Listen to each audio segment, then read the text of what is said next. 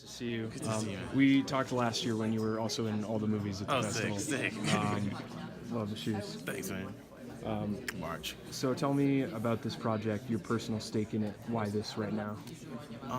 So the Wolf Hour came to me right after me and Naomi did a film called Loose, and she basically was like, there's a great role for you. It's not as big as this one, but, I think you might like it.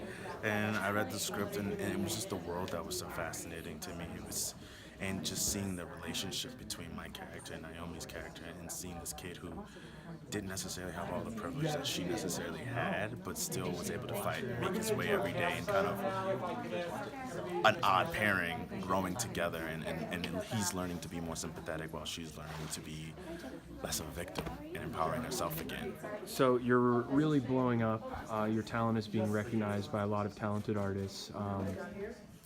What advice would you give your younger self if you could go back in time, or to someone else in the early stages of their career? First of all, thank you. But I guess it's just to relax. I remember being in college and high school, actually even high school, I was like, I need to graduate in 3 years because I need to get a job, because I need to be working right now.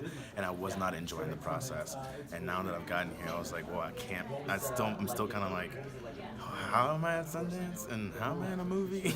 And how did that happen? And now I'm getting to a point where I can just like enjoy the company I'm around, and the movies and the stories I get to tell, and not be so anal about it, That's all. Sure.